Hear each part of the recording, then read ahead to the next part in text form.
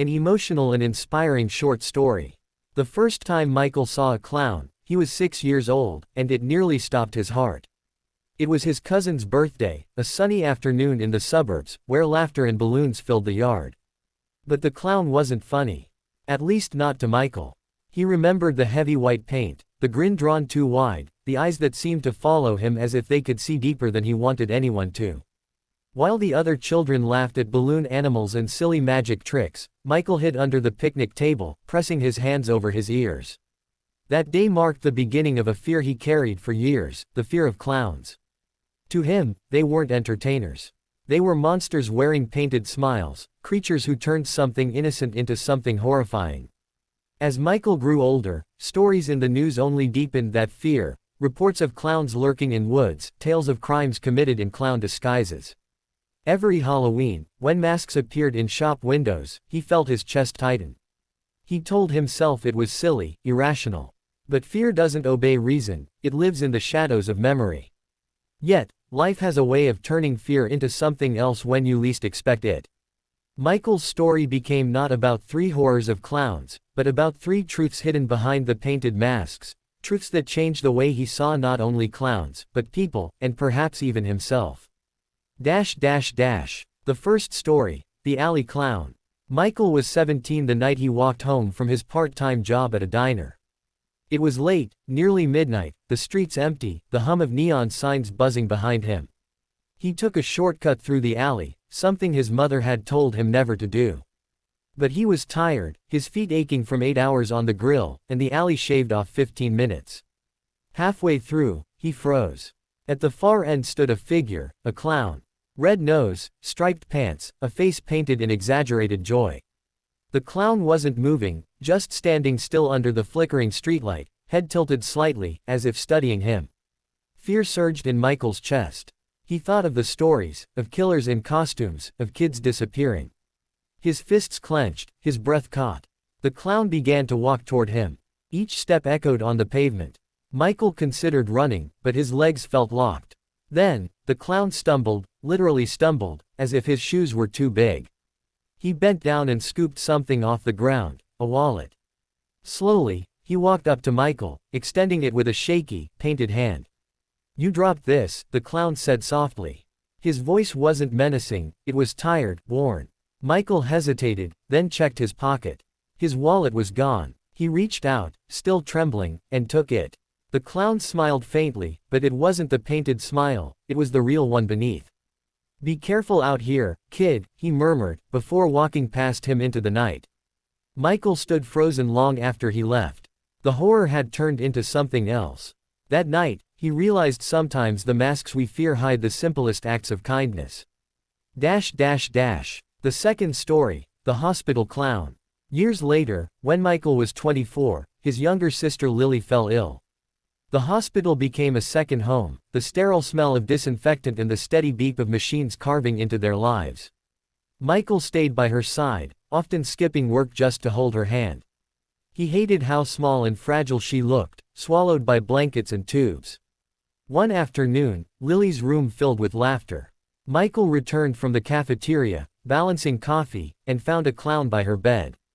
His old fear flared instantly, the painted face, the red wig, the oversized shoes. He nearly dropped the cup. But Lily was laughing, genuine, bright, the kind of laugh Michael hadn't heard in months. The clown had pulled a flower from behind her ear, making her eyes sparkle. Then he slipped, pretending to trip, and Lily giggled so hard she had to wipe her tears. Michael stepped inside, tense, suspicious. "Is this allowed?" he asked, his voice sharp. The clown turned, bowing slightly. "I'm part of the hospital's clown care unit," he explained gently. "We visit kids to help them remember joy, even for a moment." Michael wanted to argue, to say it was silly, but Lily's laughter silenced him. Later, when the clown left, Lily whispered, "For a little while, I forgot I was sick." Michael sat there, stunned. All his life, clowns had been monsters in his mind. But in that sterile, hopeless room, one had given his sister something priceless: laughter, the reminder of childhood, the courage to keep fighting. That day, Michael began to wonder if maybe clowns weren't meant to be feared at all. Maybe they were simply mirrors, reflecting what we most needed to see. The third story, the carnival fire. The final story came when Michael was 31. By then, life had worn him down. Bills piled up, dreams slipped through his fingers. He worked long hours at a factory, his spirit tired, but he still carried his old fear, tucked deep inside. One summer evening, he took his nephew to a small-town carnival. The air smelled of popcorn and sawdust, the rides creaked with bright lights, and the laughter of children echoed everywhere. Michael tried to relax, but when he saw the clowns wandering the grounds, handing out balloons, unease gnawed at him. Then chaos struck. A generator behind one of the tents caught fire. Flames licked upward, smoke billowed, and panic surged through the crowd. People screamed, running in every direction. Michael grabbed his nephew, pulling him close, but then he heard it, a child's cry from inside the tent. Without thinking, Michael turned. Through the smoke, he saw a clown, running into the flames. His painted face was streaked with sweat, his costume catching ash, but he didn't hesitate.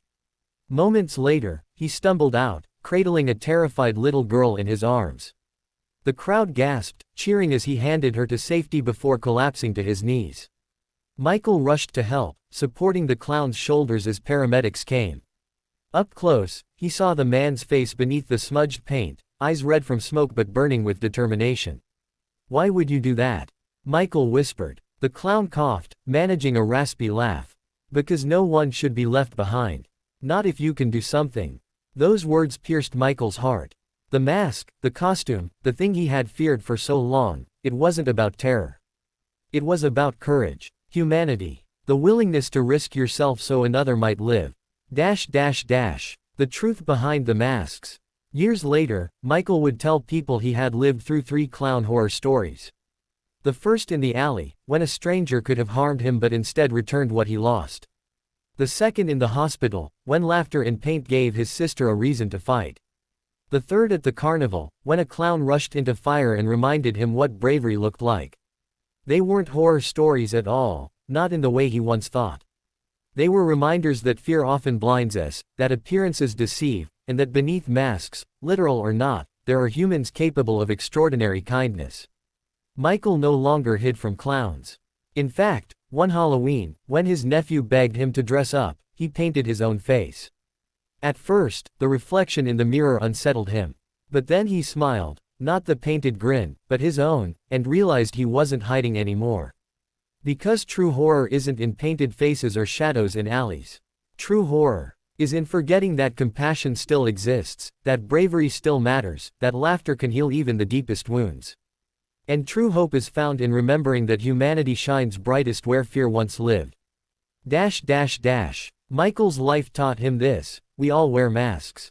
Some of fear, some of pain, some of joy.